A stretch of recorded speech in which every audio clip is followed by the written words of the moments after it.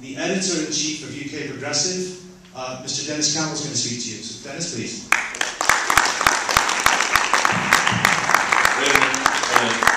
There's one person whose help and effort without we would not be here today, and I think we all should give Alan Blair Beaton a round of applause.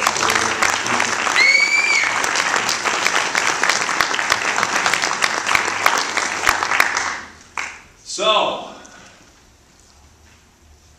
anybody want any more information right now? Heads filled up, ready to roll? You managed to make it into the plastic bags. You've made it across the roadway. You've got the plans. You've fallen down into the harbor, and who knows what the next line is of that particular film. Anybody remember the ending line of this film? Now what? You've spent an entire day getting your heads filled with wonderful information from great speakers here. I've really enjoyed sitting and visiting with the various sessions.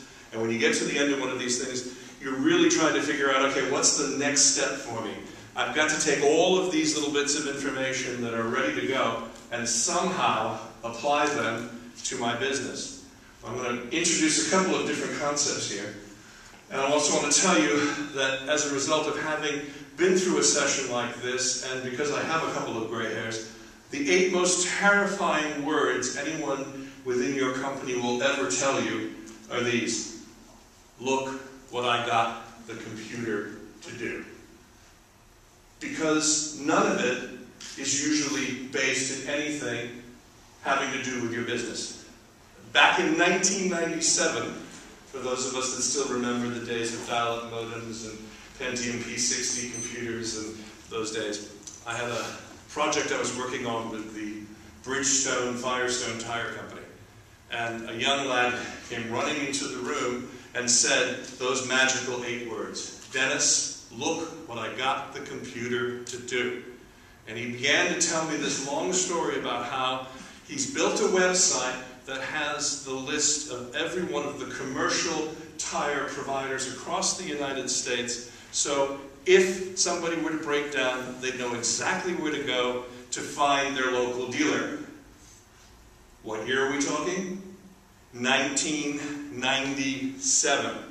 Does anybody remember what a cellular phone looked like in 1997? It was the size of a shoebox. Does anybody remember what a portable computer looked like in 1997? Now, the things we take for granted today through our smartphones, we could not even contemplate doing.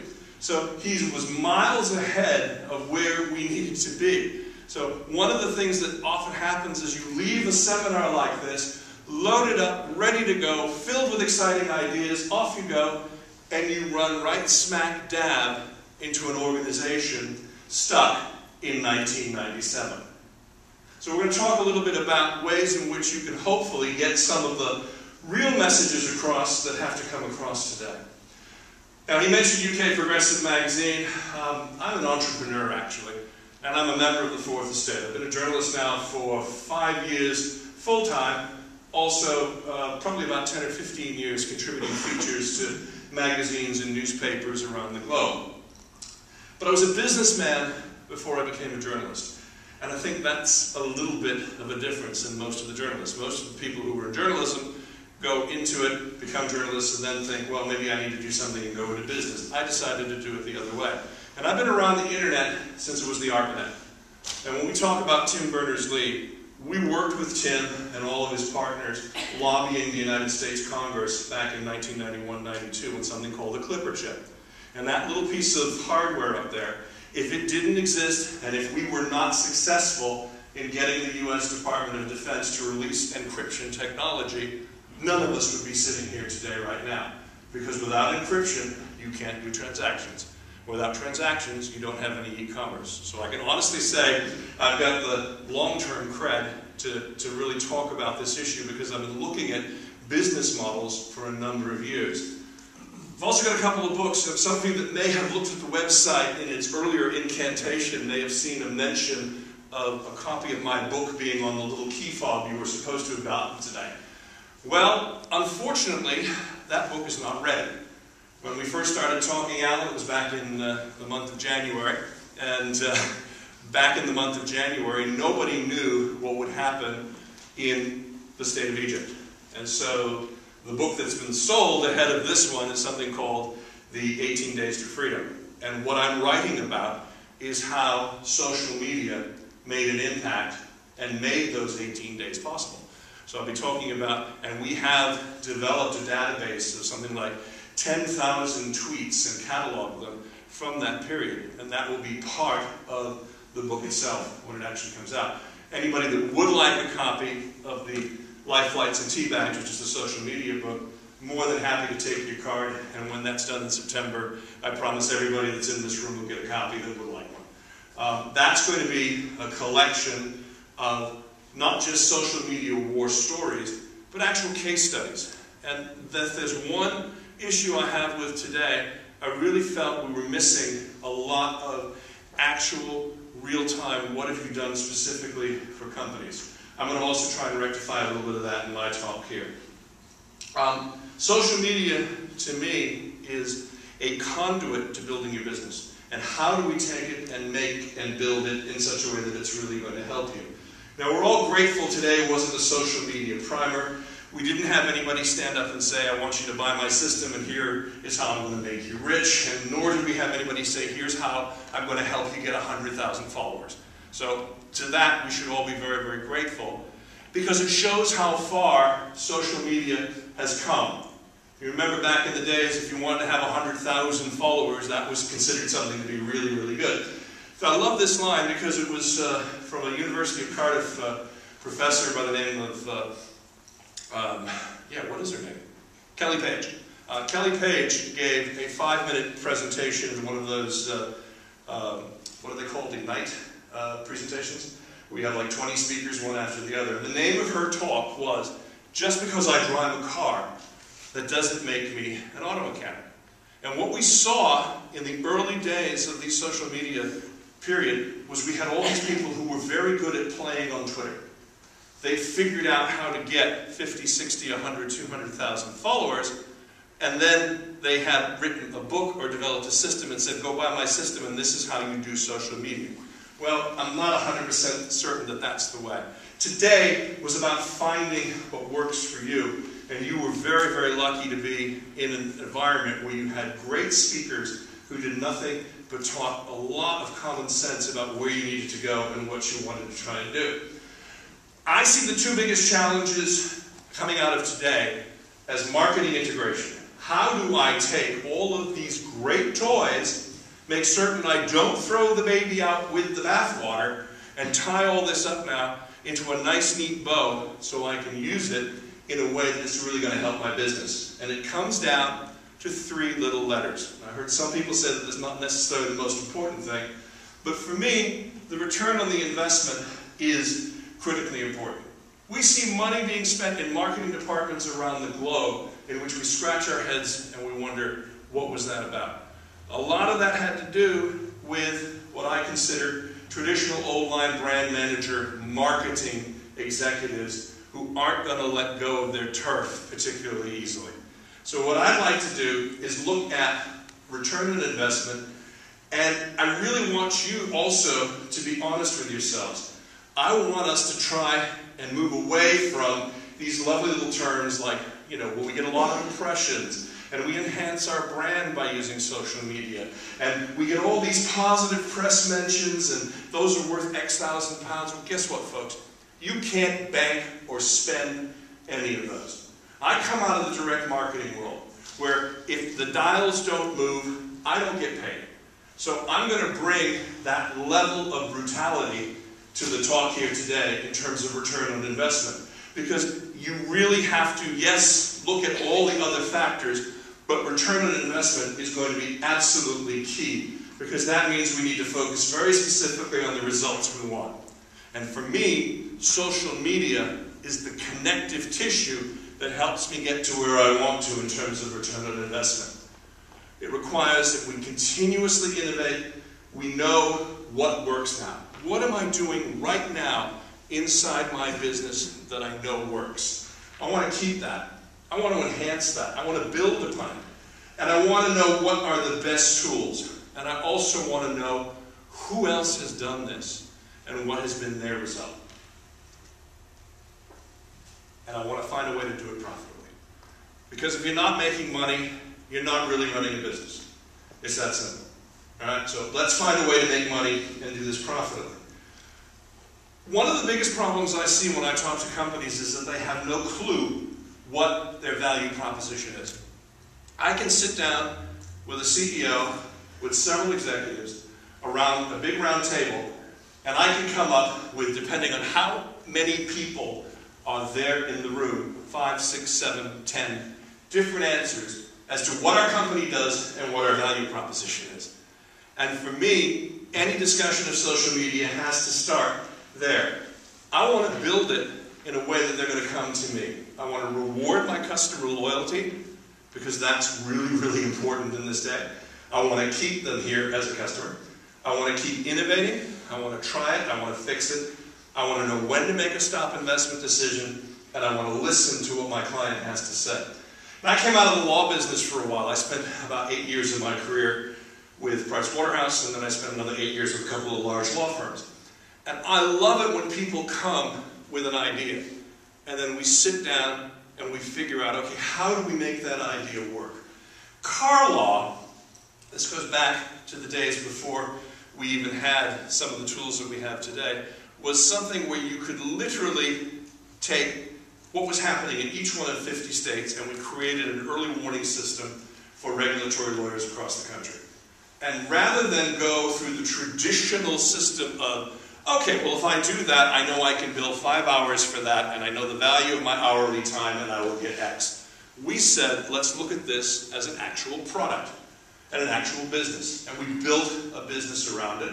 And then as this thing got bigger and bigger, we were then able to go into situations where we could sell subscriptions and do it in such a way that we made $3 million without even thinking about it, on the basis of the fact that we were providing the customer what they want, giving them the service they needed, as opposed to sitting down in our traditional way of looking at things. I work for this much, I get this much per hour. You've got to break out of those types of paradigms that you find yourself stuck in. When you're talking about translating activity, which is what we are here, into return on investment, the first thing you want to do is ask the right questions. How many people actually sit down in a budget process and rip it apart? How many people do that? Not many. What you do is somebody says, this is your number, plus 10% over last year, go out and hit it. Particularly if you're in a big company. What I'm saying is that you need to ask yourself from the very beginning, around that board table, what is your objective? How much are you looking to improve your business by, and can you do it? Not just because I said so, but this is a real, honest, let's look at it and have a discussion amongst ourselves. And there's a difference between activity and return on investment. It's important to determine what it is we do and what we do well, measure the return that we get on that which we do, and then ask ourselves each step along the way, did we do it? If not, then we have to go back and take another look at it and recalculate. I'm sorry, I've been here for 8 years. And if you're here working for the government, you're probably not going to like what I have to say, but our Welsh Assembly government and all of its economic development entities that you see in that slide have done a horrifically bad job when you look at the numbers. We're talking 70,000 lost manufacturing jobs. We're talking a high street that, depending on which arcade you walk on, looks like Beirut, Lebanon without the bomb craters. I mean, we've not done a good job of attracting business. Yet we have all these organizations applauding themselves for the great job that they've done. And that job has been a lot of activity, but nowhere has the taxpayer or the business community stood up and said, well, wait a minute, I gave you £191 million over 5 years. What the hell did you do with it? You spent £51 million. By the way, I'm known as the Ryder Cup curmudgeon. Okay? You spent £51 million on this golf tournament. You launched a brand new website called Business Golf Wales, which hadn't been updated for 3 months from the last day of the actual event, where's the return? Has anybody heard anything anywhere about businesses coming to Wales as a result of the Ryder Cup? Please, somebody tell me. This is what I mean when you start talking about activity versus return on investment. You've got to make changes. You've got to sit down and look at it. I was talking to, I think it was you, this gentleman here, who was saying they made a huge investment in editorial, and there was no money left to actually do e-commerce and selling in the business. It's one of the reasons why you left the business and why you're no longer there. And how many find themselves in situations where you're looking inside of companies and organizations and asking yourself, does any of this make sense? Have we let the inmates run the asylum? Now, for me, I look at return on investment as a good old-fashioned wheel of fortune with a whole bunch of buckets hanging off the end of it. Sorry. And in the center of that is you, as in you, the consumer, as in the customer. Because what you want to do is you want to use all of these tools to fill those buckets, to fill those buckets with revenue, with money, with income. When you sit down and look at your objectives, you want to know very specifically, what am I going to do? Because each of those buckets should have a measurable return on investment. If I'm going to make an investment of X, I expect Y back in return for it. And the larger customer wheel on the outside is what surrounds and drives it. We've heard so many different people say today, dialogue with your customer. What is it they want to hear? It's a guy I'm working with now. He's written an interesting book. He self-published it. He sold about 5,000 copies. He found himself on Martha's Vineyard hitchhiking. And Larry David. Anybody know who Larry David is? Creator of Seinfeld. And he's in another show called Curb Your Enthusiasm. He's a curmudgeonly, grumpy old guy. Great sense of humor. A great ability to do that. Larry pulls his car over and stops to pick him up. Now, Larry never picks up hitchhikers. And he looks over and he says, "You're not a serial killer, are you?" As only Larry could say. And Paul looks at him and he says, "Yeah, but I'm on vacation. It's the vineyard. Don't worry about it." And thus began a friendship. Now, Paul Samuel Dolman is the name of the author, and he and I have been talking through all of the different revenue buckets around the book. And what we're looking at are global distribution deals, merchandising, TV movie deals, all of the different buckets that surround what a customer might be interested in rather than just buying an electronic or a hard copy of the book. This is the kind of stuff that excites me. But it's not just about coming up with great ideas, it's about coming up with great ideas that make money. And if you're going to go into the ROI business seriously, there are some serious rules of thumb here. You need to learn, you need to unlearn, and then you need to relearn, and you need to fail quickly. We don't ever allow anybody to fail, do we? Anybody fails, they're out the door. That's it, they're done. Think of all the people that were waiting for Alan and this event to fail. Part of our culture. But he showed. Put on a hell of an event, the stick-to-itiveness, it made it happen. What I'm saying is that we've got to eliminate the a-holes in life and business. And if that means turning down work, so be it. Because you know what? Life is too short. Why would anybody want to work with a bunch of jerks? Anybody here want to work with a bunch of jerks? Really? Show of hands. So why do we do it? Why are we not willing to walk away from something and say, okay, what is it that I want to do? In this business, there are two important phrases. I don't know, and let's try it. And what I see happening in this business is so many people fail to say, I don't know, and fail to say, let's try it. ROI isn't easy? No, it really is easy. It's all about me. And not me being the customer. It's a great grocery store chain in Connecticut.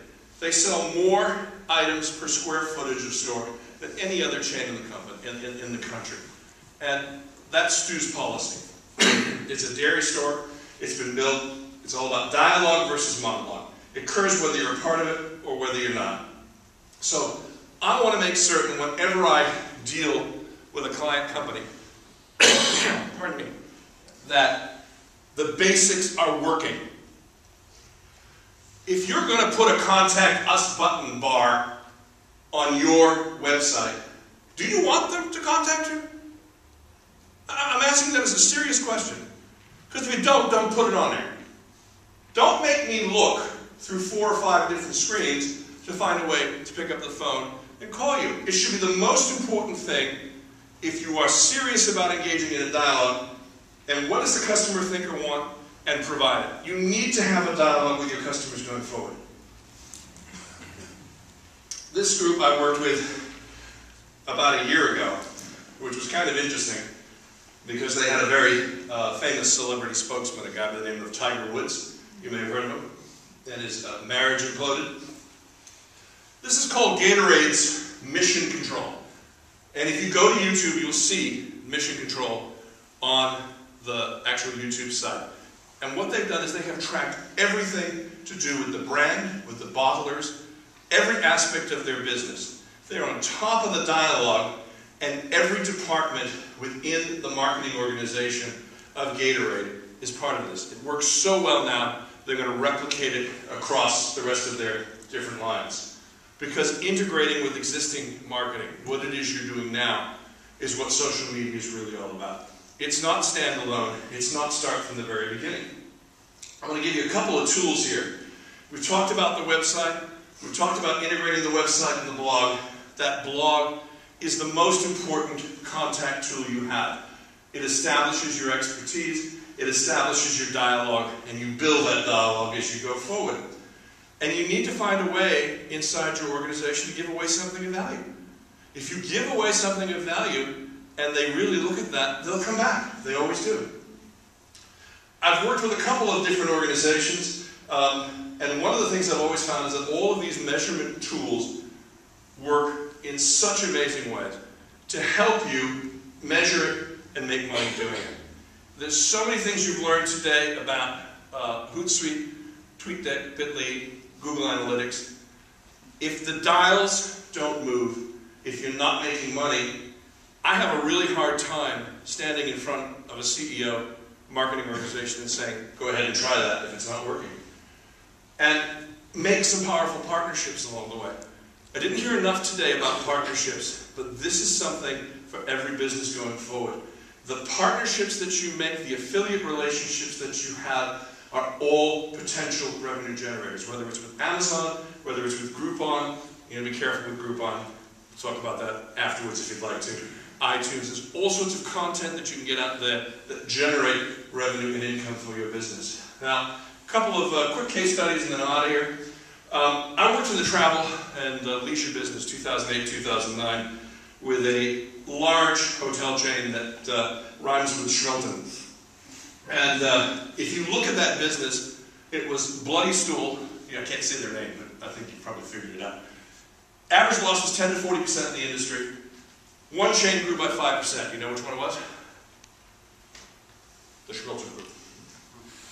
Because what we did was we focused on loyalty using social media. The diamond and gold clients.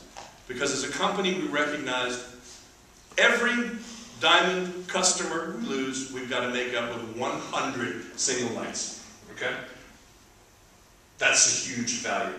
We gave them their own location on Facebook and Twitter, only for them, manned 24/7, and we gave the power to the property to fix it. Worked with a seminar organization that needed to fill 1,000 seats every single time in order to get to their ROI. Sold additional products and services. Again, nothing we did happened unless the dials moved. And in 1 year, from 1.25 to 4 million, because what we did was we used the Google Analytics, the social media, and the timeline.